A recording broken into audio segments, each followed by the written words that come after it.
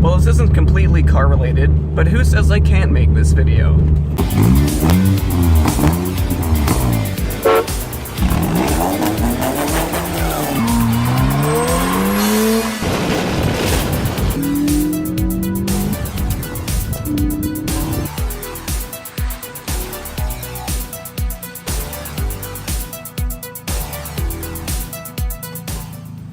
Hey guys, it's ERBOI, and for the first time ever, I'm filming at the start of a school day. Because I actually want to show you guys what a day in my life is like. Now, my class starts at 10:30, so I'm gonna show you how we're gonna get there in time.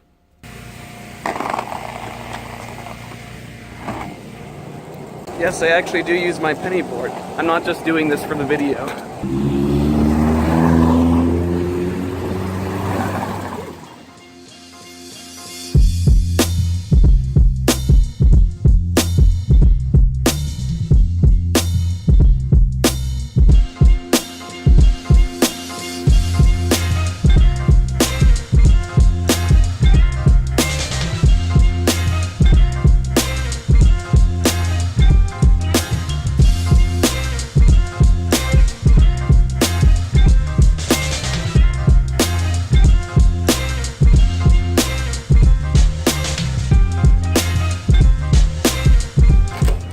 Well, that's basically how I get to my communications course every morning.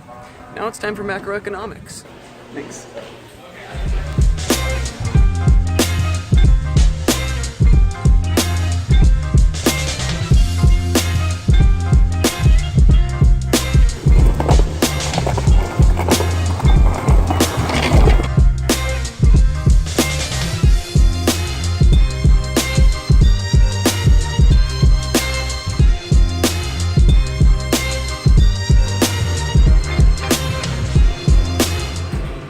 As you can see, on Wednesdays I have a pretty busy day. I've got 2 morning classes, and then after that I work, then I have an evening class, and then we're finally going to get to what this video is after all titled after.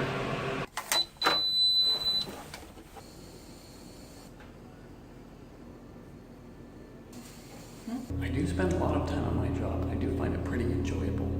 Even though I do work at the library, and my work is mainly just taking photographs and digitizing old books and documents, it is really rewarding, even though it does take a lot of skill and a lot of training in order to learn everything. But with the amount of work that I do there, it helps fund all the car part videos and installs that I make. Only downside is that I can't record anywhere in the library, and I have to be really quiet, even in the stairwell, which I'm currently recording in, since it's so quiet inside of where I work. Because even though the video may look normal to you guys, you don't even realize how weird it looks to have your phone in a weird black clamp mount, pointing it at yourself, and then just talking like you're freaking crazy to no one. But I still do this for you guys. We'll do some shots in public. But since this is a library, I have good reason to be quiet and courteous.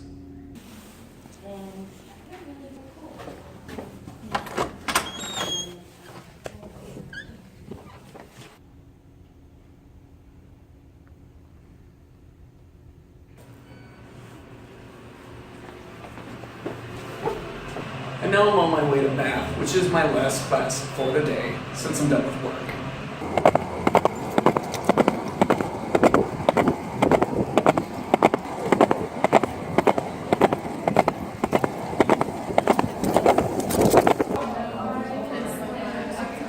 Well, it's 5:30 and this is what it looks like outside. And now you get a basic gist of what my usual day here is like and what college is like in a nutshell. It's basically walking between buildings to lose money and gain money at the same time. Still, I don't want to underplay the value of college though. The relationships and the degree that I get here are going to be very valuable for life. And I'm not being sarcastic about that. Even though in today's society you can see a lot of people that were successful without going to college, that's definitely not the majority of people out there. Coming from someone with 2,000 subscribers, this is about what I could expect for someone with 8 million. There's a line. Well, the event has started, and because of that, the line is finally moving in.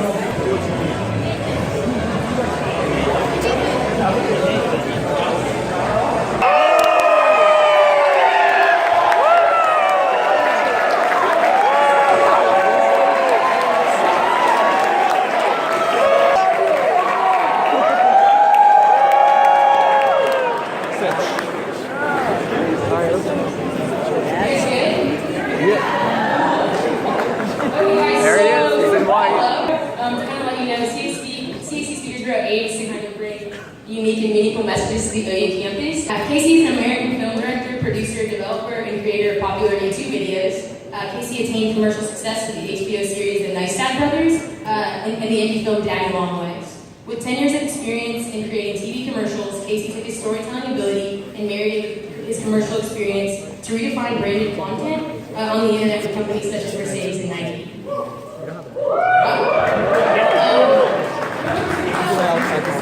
Right now, Casey's working really closely with CNN to kind of work on their platforms and things like that. But you're all go ahead and let him get started. Sound good? Before we start, I was just joking on Twitter. Did you see that? But not everybody knows a joke, and there was one people that were like, oh. I don't know, next time, because I did something. And the question was, it was like, Casey, could you have found the success that you found in your career had you... I feel so bad for that guy, but I also think that there's like a tiny chance it's like 28 days later that's the song. And like they're gonna come in here and infect one person and everyone's gonna get infected. And if that happens, you guys are great. I'm saving myself then. Oh.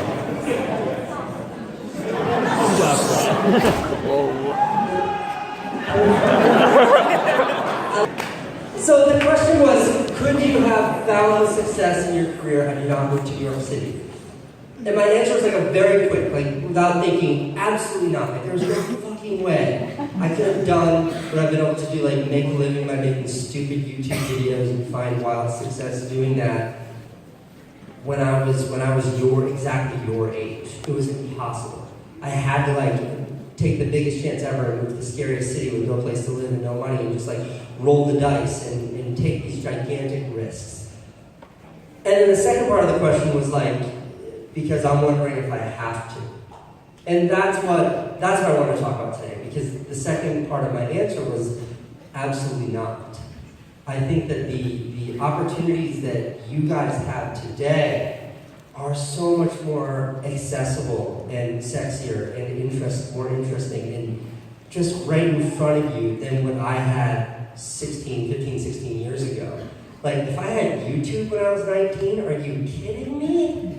The opportunity that social media affords you is absolutely unprecedented. And that's not hyperbole, that's fact. Like, this has never happened before. And to shower, is that the muscle? That guy's got this, he's ready.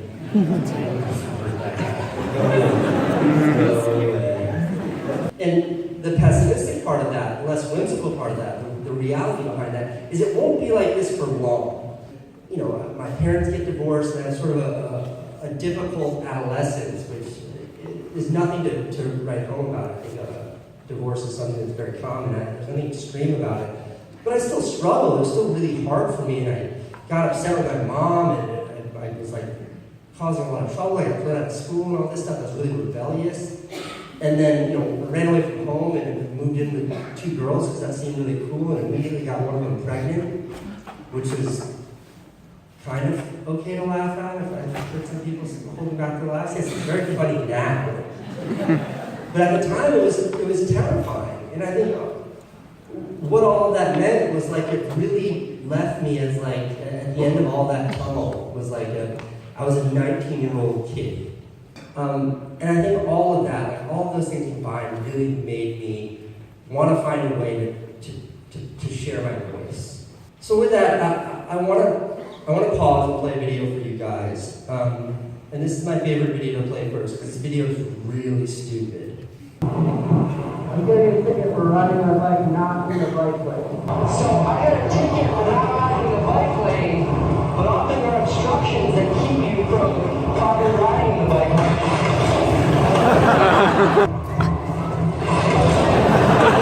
Totally stupid movie, but I made that movie. This is before I had any YouTube presence whatsoever. And I put that online, and it just went absolutely bananas. Like, you know, 5 million views the first day, 10 million views the second day. On the third day, the mayor of New York City, Michael Bloomberg, had to address that movie in a press conference. Like, literally had an answer to that movie But the reason why I like to play that, the reason why I like to show that movie as a really representative inflection point in my career is because that movie is sort of it's a perfect metaphor, it's a perfect analogy. So one of the most amazing things that happened after that movie came out is I got a phone call from the New York Times. New York Times, it's a small newspaper out of New York City. And they said, we love your bike lanes video. We'd love for you to come make videos like that for us. And that's what began a relationship that I had that was several years long with the New York Times for a series called Op Docs, and we made like 6 or 7 movies together, all very successful.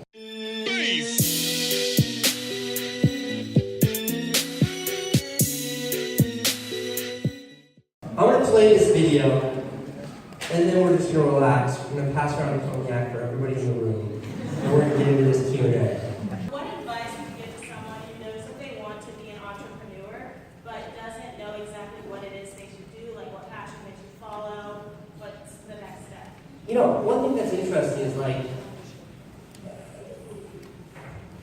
there's a whole bunch of isms around what it means to be an entrepreneur, like Gary Vaynerchuk isms and Mark Cuban isms, like Gary and it's like the entrepreneur versus the entrepreneur, like fake entrepreneurs and real entrepreneurs. And I think just like anything else, like if it is in you, it's just going to manifest into something that really matters. But the point is like, you don't really decide to be an entrepreneur. Entrepreneurship just consumes you. So the advice that I give, this is really frustrating advice. It's like I'm delivering it to you in a different language because it doesn't make sense.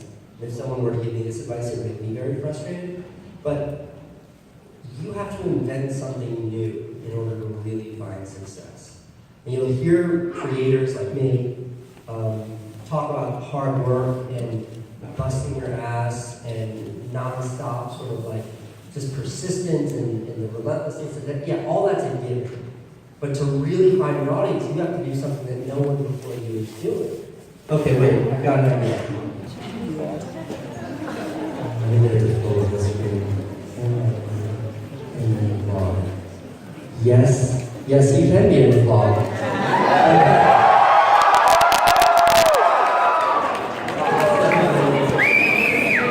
Okay, thank you guys.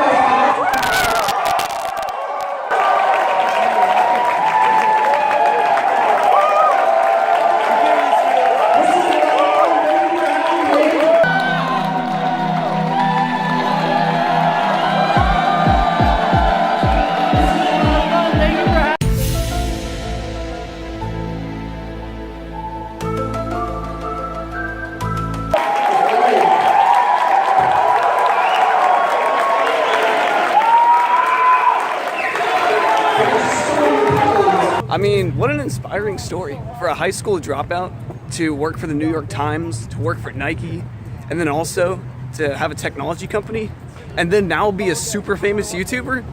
What more could you ask for? He's a really cool guy, a big inspiration, and if you don't want to make YouTube videos after listening to everything he just said, then I don't know what you're on. My phone battery is running out, but I don't even care, guys. That was just a really awesome experience. I hope that you saw me in the crowd during his vlog, and I swear, if on Twitter or Instagram you send me a picture of me in that vlog, I will flip the fuck out. I'm just telling you guys. So guys, I just had a quick dinner right there. It's about 9 o'clock right now, so it's about 12 hours since I started this vlog. And something that I think is crazy is that even though this is a car YouTube channel, this is actually the first time I'm going to cover stuff that's inside of my car. But honestly, when it comes to this whole Casey Neistat thing, I thought it was going to be smaller. I'll admit that I'm not subscribed to him, although I've watched quite a few of his videos. And I have to say, like, what a cool guy. Because I have people who constantly ask me, like over Instagram, over Twitter, just any sort of DMs, how they can make their own YouTube videos. And it's honestly a really humbling question to get because those people are telling me that I actually know what I'm doing when it comes to this. Because I felt like an ant when someone was standing in front of me who had 8 million subscribers. I still have 2,000 as of making this video, and I don't know where I'm going to go from there, but I guess your click will decide? Regardless, though, it was a crazy experience, and even though I've constantly been teasing you guys with it, I seriously do want to make a video that tells you guys how to make car YouTube content, because I really want to see more of you guys, since when I can imagine the Sentra culture not having any YouTubers besides me, imagine all the other cars out there that are completely underappreciated because of people not talking about them. Whew! Well, guys, that was a crazy day with a lot of stuff in it. So as always, thanks for watching, and peace out.